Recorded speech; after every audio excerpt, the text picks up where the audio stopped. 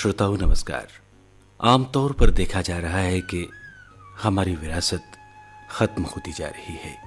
वीणा, पखावज, रबाब, सुरसिंगार, सुरबहार, दिलरुबा जैसे साज, ध्रुपद, धम्मार और टप्पा जैसी गायकी और हमारा लोक साहित्य और लोक संगीत या तो खत्म हो गया है या फिर नाम मात्र को रह गया है।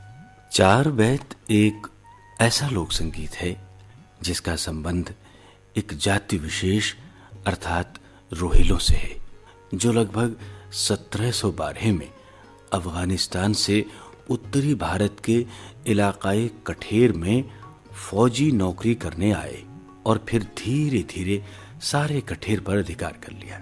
रोहिलों ने चार बैत गाने की परंपरा शुरू की, जो रोहिलों की परंपरागत गायकी बन गई। लेकिन धीरे धीरे ये विरासत लुप्त होती जा रही है। आज की युवा पीढ़ी चार बैत गायकी को भूलती जा रही है। आज से हम एक नया धारावाहिक शुरू कर रहे हैं और फन बेमिसाल है, जो कि चार बैत के पूरे सफर को समेटे हुए है।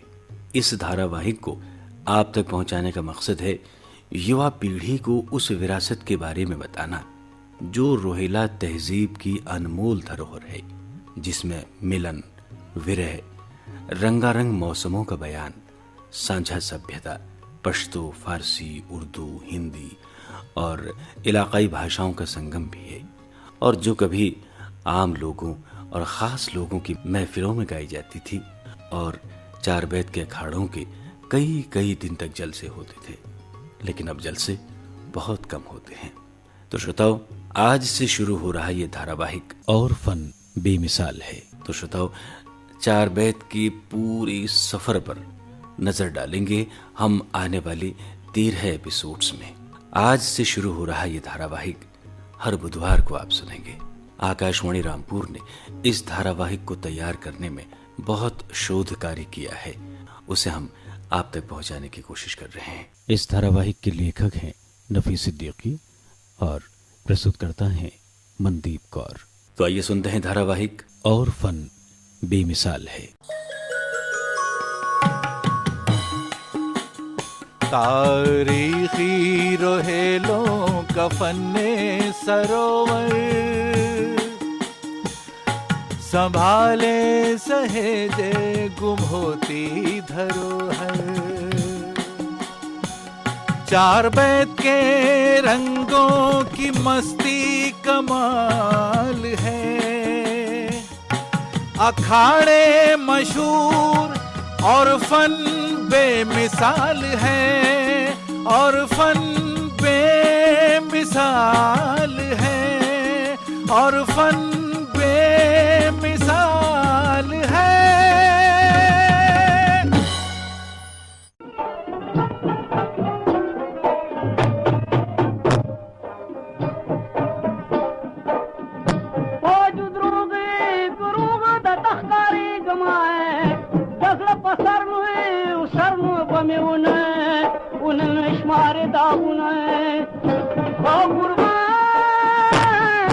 अफगानिस्तान के बर्फपोश पहाड़ों की वादियों में हजारों साल से आज तक गूंजने वाला ये लोकगीत चार बैता के नाम से जाना जाता है। और जब ये गीत पहाड़ों, वादियों, सब्ज़ारों के सफर तय करता हुआ पठान फौजियों के साथ उत्तरी भारत के इलाके रोहिलखंड में आ गया, तो इसे चार बैत के नाम से पुकारा गया।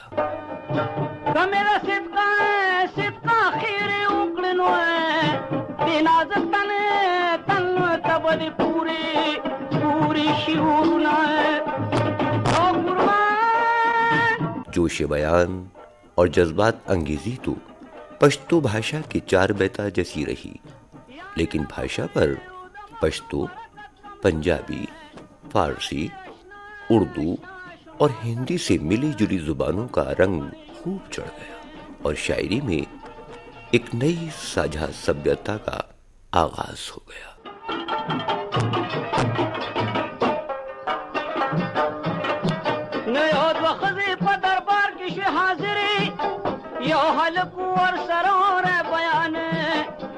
मतलब यो सो खबरी की जाहिरी दावागिरी दा हाल कोई परेशान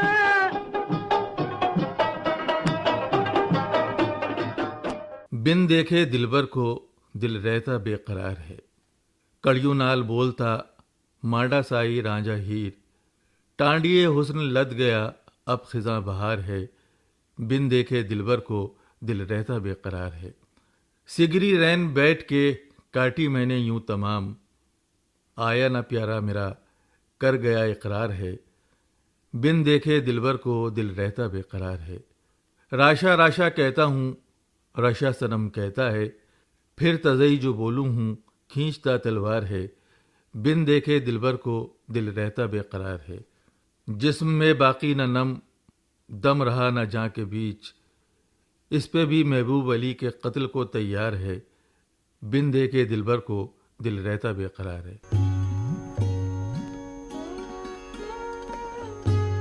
ये सवाल भी बड़ा अहम है कि इसे अफगानिस्तान की पश्तो सरहदी इलाकों की हिंदको और रोहेलखंड की उर्दू भाषा में चार बैता और चार बैत क्यों कहा जाता है। इस बारे में पाकिस्तान के मशहूर स्कॉलर रजा हमदानी लिखते हैं, चार बैता के लफ्जी माने चार अबियात या चार शेर हैं, मगर चार बैता सिर्फ चार शेरों तक महदूद नहीं बल्कि कई छोटे बड़े शेरों और मिसरों पर मुश्तमिल है। और इस तरह ये सिन्फ एक तवील नज्म की सूरत में हमारे सामने आती है। चार बैता को चार बैता क्यों कहा जाता है? मेरी राय में यह कहना बेजा न होगा कि बैत अरबी जबान का लफ्ज है जिसके मायने हैं घर। चार बैता गो शायर जब कभी कोई तख्लीक करता है तो अक्सर ये कहते सुना गया है कि ये चार बैता मैंने एक नए घर में कहा है। इससे शायर का मकसद ये होता है कि इसकी तकनीक या फॉर्म बिल्कुल नई है। इस्तिलाही मानों में चार बैता बैत, शेर या चंद अशार के उस मजमूए को कहा जाता है जो नज्म, गज़ल, हरफी, रुबाई, काफ़ी और कता वगैरह की सूरत में हो। आम तौर पर दो मुल्कों के सरहदी इलाके, दो मुल्कों की समाजी जिंदगी और भाषा की मुश्तरका तहजीब के आईनादार होते हैं। दो जुबानें मिलकर एक नई जुबान पैदा करती है। एक मुल्क की कला दूसरे मुल्क की कला से मिलकर एक नई कला को जन्म देती है जिसे इतिहास में इंडो ईरानियन और इंडो मुस्लिम कल्चर कहा जाता है। बाबर जब हिंदुस्तान आया तो उसे यहाँ का मौसम बरसात बहुत हसीन लगा और अफगानों को बरसात का मौसम और हिंदुस्तानी त्योहार बहुत पसंद आए, जिनका तस्करा उन्होंने चार बैतों में बड़े दिलकश अंदाज में किया है। आएंगे पी विदेश से मैं रंग रचाऊंगी,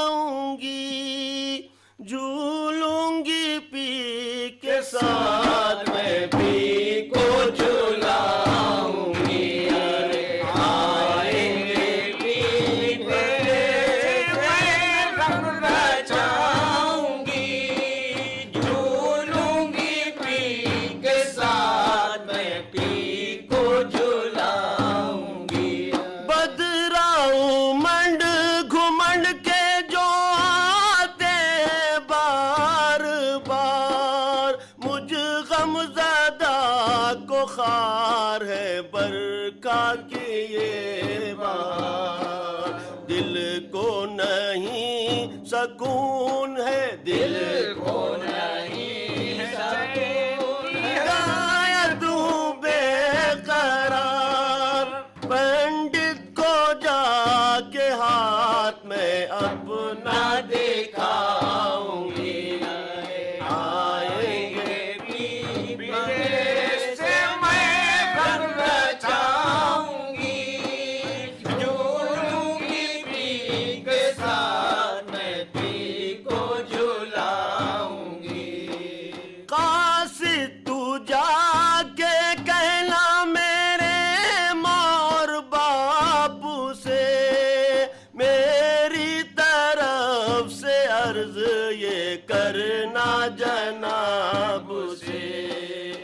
घर छोड़ के मैं आ नहीं सकती हूँ आपसे, घर छोड़ के मैं आ नहीं सकती हूँ आपसे। पी की खबर है आने की, मैं के ना जाऊंगी, आएंगे भी विदेश से मैं रंग रचाऊंगी, झूलूंगी पी के साथ मैं पी को झुलाऊंगी। उर्दू चार बैत की जुबान और मौजुआत में नए नए रंग किस तरह आए, आइए सुनते हैं रजा हमदानी के ख्यालात। वो लिखते हैं, यूं तो पाकिस्तान का सरहदी सूबा हफ्त ज़बान यानी 7 ज़ुबानों की धरती है, जहां उर्दू, फारसी, पश्तो, हिंद को, छतराली, कोहिस्तानी और गुजरी ज़बानें बोली, समझी और पढ़ी लिखी जाती हैं। लेकिन पश्तो और हिंद को सूबा सरहद की 2 बड़ी ज़बानें हैं जो ज़िला पेशावर के अलावा दूसरे ज़िलों जैसे हज़ारा, बन्नू, डेरा इस्माइल खां, मर्दान और एजेंसियों में बोली जाती हैं, और इन दोनों का अदब एक दूसरे से मुतासिर भी है। सरहदी इलाकों में मुख्तलिफ नस्ल के कबीले आबाद हैं जिनका आपसी रहन सहन और मेल जोल तकरीबन एक जैसा है। इनके रस्म रिवाज, ज़बान, अदब और रहन सहन एक दूसरे से मुतासिर भी हैं। हिंद को में 4 बैता का इजाफा पश्तो 4 बैता की देखा देखी हुआ।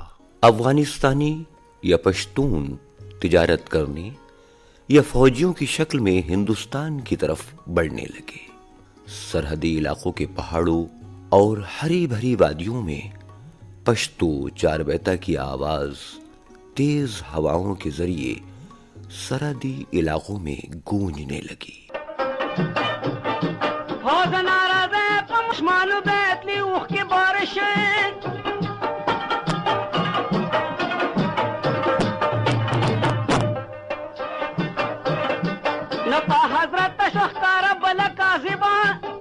मोहब्बत हकीकत लरी कशिश हमेशा कदर द गुलूबी माल यारता यो वक्त फरियादिरान दरबार तनु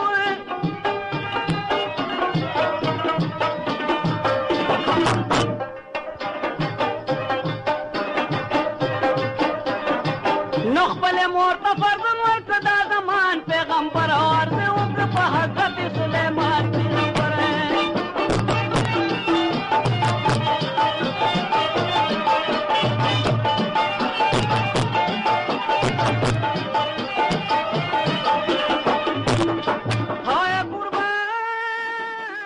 इस नए संगीत को सरहदी बाशिंदों ने गौर से सुना और पसंद भी किया।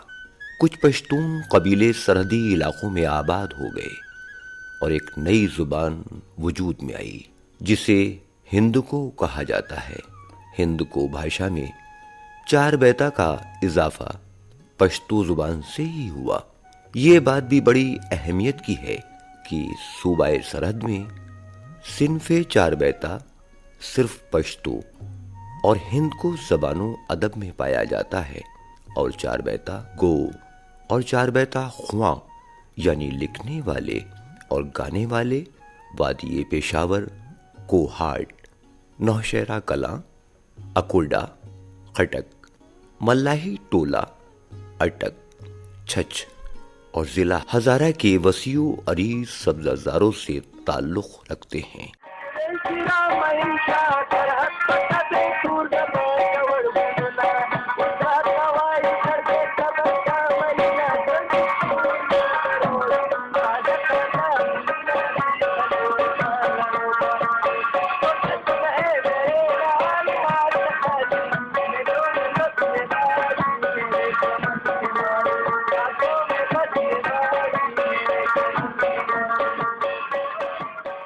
चार बैता का सर या मतला 4 मिसरों का होता है, जैसे शटन शगरदा मेरे आ 2 कन्ना दे नाल, शीरी दे फरहद दिया चश्मा लग्या नाक हाणी, मैं कहना वा ज़बानी।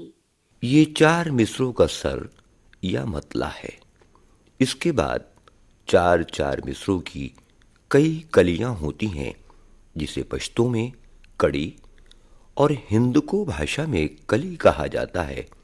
मगर ऐसा भी होता है कि एक कली में 4 से ज्यादा भी मिसरे होते हैं। फरहाद ओ तज्जार ਸ਼ੀਰੀ ਹੁਸਨਦਾਰ ਸਰਸਈਆਂ ਦੀ ਸਰਦਾਰ ਇਹ ਵਾਰੀ ਵਿੱਚ ਬਹਿ ਕੇ ਤੇ ਸ਼ੀਰੀ ਤੇ ਮੁਖੜਾ ਫੇਰਿਆ।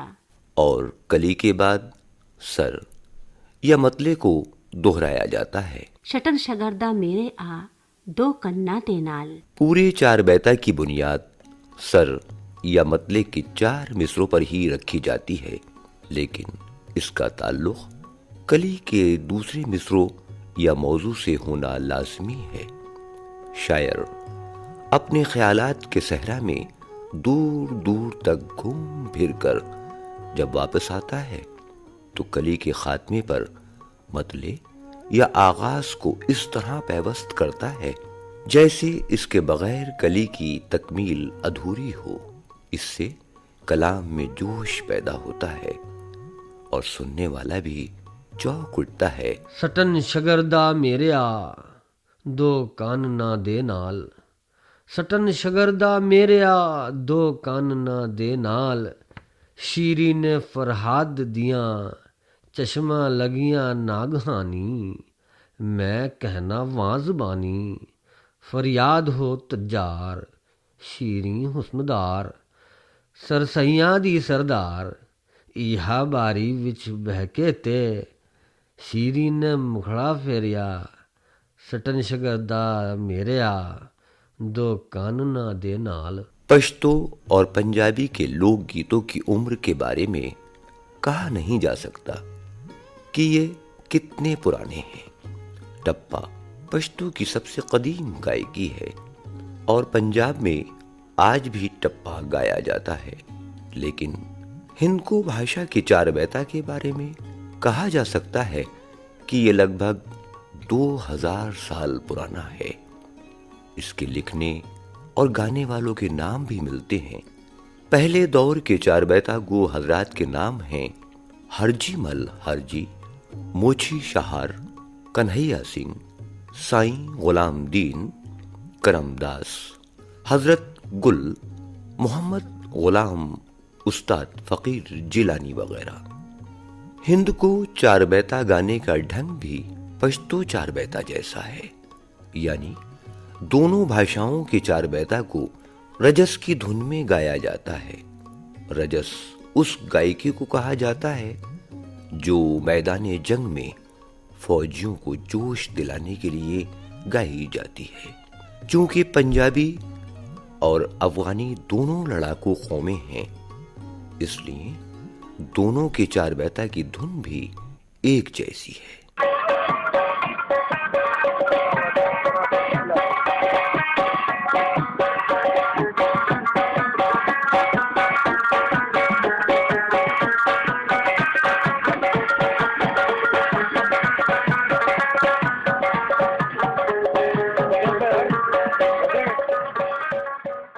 कमर हाशमी की राय है 4 बैता रजस की धुन में तालियों की लय और दफ या दायरे की थाप पर पड़ी जाती थी। हर टोली में लगभग 20 4 बैतिये होते थे। हो सकता है इब्तिदा में पश्तो 4 बैता गाने का ये तरीका रहा हो, लेकिन बाद में बकौल रजा हमदानी संगत में साज भी शामिल हो गए हों। सरहद में पश्तो और हिंद को 4 बैता पेश करने का ढंग एक जैसा है। हुजरे की निजी महफिलों के अलावा शादी ब्याह की तकरीबात, मेलों ठेलों और उसमें भी 4 बैता की महफिलें जमती थीं। मकबूलियत का ये आलम था कि 4 बैता की महफिलें मुसलसल कई दिनों तक चलती थीं। आम तौर पर ये महफिलें रात को होती थीं। तरहर चाद जमायार खो शीरिन लबा शक्करबार खो तर सुंबलोय खजलती तर दुलुलोय रुखसार तोर स्तर के तोर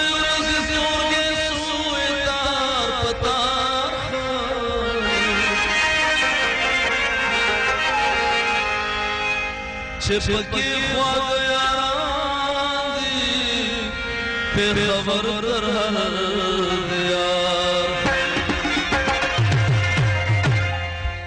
मनम खस्ता खस्ता खारू नश्ता दे खुद पटोल बांध करने कना मनम खस्ता खस्ता खारू नश्ता दे खुद पटोल बांध करने कना हर से खुल खुल अपने मसे वो बेखबर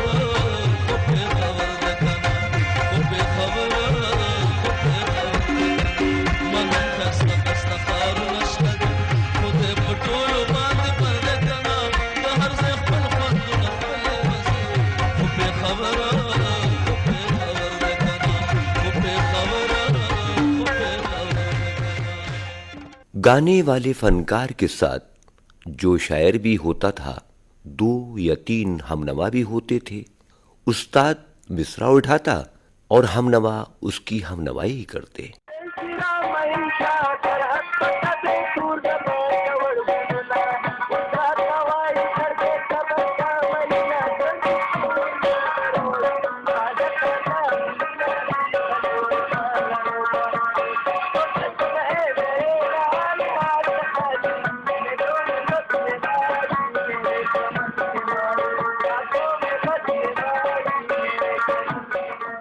चार बैता की पेशकश में साज का होना लाजमी है। आम तौर पर ढोल, सुरना, छड़ें या मजीरा की संगत होती है। कभी कभी दफ, रबाब या घड़ा भी शरीक कर लिया जाता है। चूंकि ये रज़मिया मौसीकी की धुन में गाया जाता है, इसलिए वही साज इस्तेमाल किए जाते हैं जो जोश और वलवला पैदा करें और जमे हुए खून को जिंदगी की हरारत बख्शें। ये साज पंजाबी और अफगानी कौम के मिजाज के मुताबिक भी हैं। जिलानी उस्ताद के 4 बैता में महबूबा के हुस्न की तारीफ बस सुनने लायक है। सोनी रातें चलती जावे, मत्थे खाल 10 पायमाल, कतिया तीसन में तूवे पर्री खावे कर रे, दोनों लब सानू चपावे, मुंह गुलाब चो आफताब, सोनी रात चलती जावे। सुन ले प्यारी करना सारी, होण नदारी तेरे नी, मैं जिलानी आ सैलानी, मन्नो खुट सीने न लावे, मुंह गुलाब चो आफताब, सोनी रातें चलती जावे। चेहरा गुलाब के फूल और सूरज की मिसाल है। मनमोहनी किस अंदाज से चल रही है। ऊंचे महल में रहने वाली मतवाली सैर की शौकीन, ऐ महबूबा तू तो बुलबुल है। कान में बाला, सर पर दोशाला, माथे पर बिंदिया, गुरूर से इठलाती मगर देखने में जन्नत की हूर या फिर परी। तेरे चेहरे पर तिल देखने वालों को पामाल करने वाले तू गरी खा रही है। हमें अपने दोनों लब जरा चूमने दे। ऐ महबूबा, जिलानी आहोजारी कर रहा है। वो तो सैलानी है, आ और इसको सीने से लगा ले। अगर आप पश्तो 4 बैता से लेकर उर्दू 4 बैत की तारीख पर नजर डालें तो आपको ये जानकर हैरत होगी कि सरहदी इलाकों में रहने वाले हिंदू और मुसलमानों ने मजहबी और कबाइली तासुत से ऊपर उठकर हिंद को 4 बैता के फरोग में खुले दिल और खुले जहन से हिस्सा लिया और एक साझा सभ्यता को जन्म देकर ये भी साबित कर दिया कि लोकगीत किसी जाति विशेष या किसी खास जुबान की मीरास नहीं, बल्कि ये हमारी कौमी विरासत और पहचान भी है। सिर्फ हिंद को 4 बैता लिखने और गाने वाले हिंदू और मुसलमान दोनों हैं। ये गंगा जमनी परंपरा पश्तो 4 बैता और उर्दू 4 बैत में नजर नहीं आती। पंजाबी जबानों अदब 4 बैत की तारीख में संगे मील की हैसियत रखता है। ये वो कौम है जिसने सदियों से यूनानी, तुर्की, ईरानी, मुगल और अफगानी हमलावरों से बहादुरी से मुकाबला किया और दूसरी कौमों के संपर्क में आकर अपनी पैदाइशी वसीउल नजरी और वसीउल कल्वी से एक नई तहजीब को जन्म दिया। पंजाब उर्दू ज़बानों अदब का खादिम भी है और मखदूम भी। उसने हर मजहब को आदर और सम्मान से देखा है। यही जज्बा हमें हिंद को चार बैता में दिखाई देता है। साईं दीन हजार वी के कदीम नातिया चार बैता से अंदाजा लगाया जा सकता है कि पंजाबी और उर्दू के रिश्ते जुबान और बयान के लिहाज से कितने करीब और हम मिजाज हैं। इसका असर रोहेलखंड की रियासत रामपुर की उर्दू चार बैतों में साफ दिखाई देता है।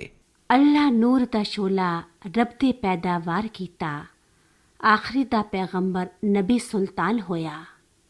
अल्लाह नूर दा शोला रब ने ई फरमाया, तू दोस्त हकीका पढ़ के शुक्र बजाया जमा, असा दिया रफीका। अल्लाह नूर दा शोला रब ने पैदावार कीता। अल्लाह ने अपने नूर के शोले से ज़ाते मोहम्मद को पैदा किया। वो आखिरी पैगंबर हैं और सारी दुनिया के सुल्तान। अल्लाह ने मोहम्मद के नूर को पैदा करके फरमाया, तू मेरा दोस्त और रफीक है। सदियों पहले से पठान हिंदुस्तान में फौजी नौकरियां करने और तिजारत करने आते जाते रहे। वो सुल्तानों और बादशाहों के दरबारों में मनसबदार और सूबेदारों के आला ओहदों पर फाइज भी रहे। बहलोल लोदी और शेरशाह जैसे हुक्मरान भी रहे। लेकिन कोई तारीखी सनद नहीं मिलती कि जिससे ये मालूम हो कि वो पश्तो चार बैता की रिवायात अपने साथ लाए थे। उर्दू चार बैत की इब्तिदा कैसे हुई? रजा हमदानी ने इस बारे में लिखा है, पश्तो और हिंद को जबान के अलावा उर्दू में भी चार बैता की मुकम्मल या इससे मिलती जुलती शक्ल में नज़में दस्तयाब हैं।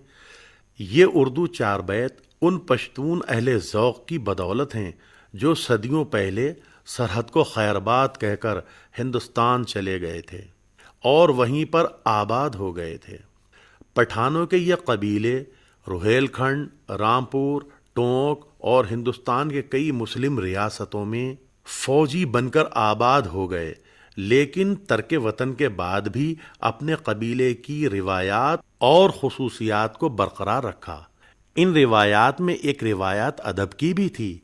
सिन्फ़े सुखन में चार बैत ही ऐसी सिन्फ़े सुखन थी जिसके ज़रिए इन हिंदुस्तानी पठान शोरा ने अपने जज्बात व ख़यालात का इजहार किया और हिंदुस्तान में उर्दू ज़बान में पहली बार फोक लोर ने चार बैत की शक्ल में रिवाज पाया। हर घड़ी हले जा यार सीने से बाहम रहे, दिल पे ना कुछ गम रहे, दिल पे ना कुछ गम रहे, दिल घड़ी हले जा यार सीने से बाहम रहे, दिल पे ना कुछ गम रहे, दिल पे ना कुछ गम रहे।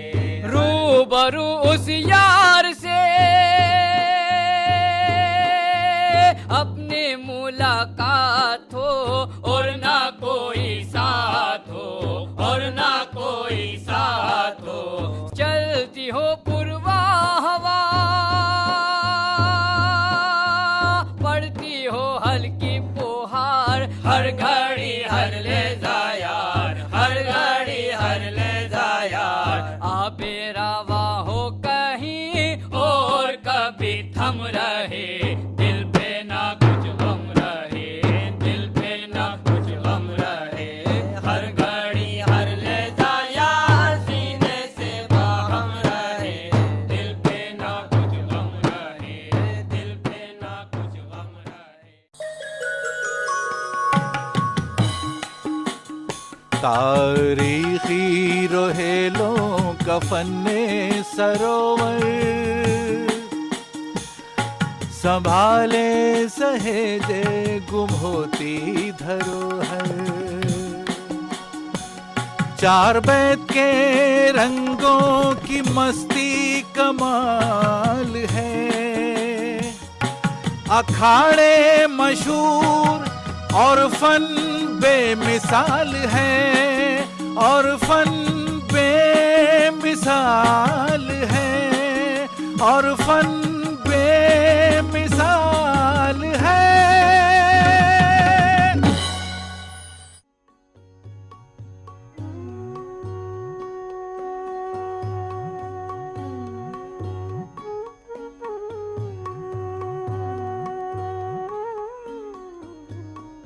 और फन बेमिसाल है। चार बेत के सफर पर आधारित ये थी इस धारावाहिक की आज की पहली कड़ी। लेखक थे नफीस सिद्दीकी।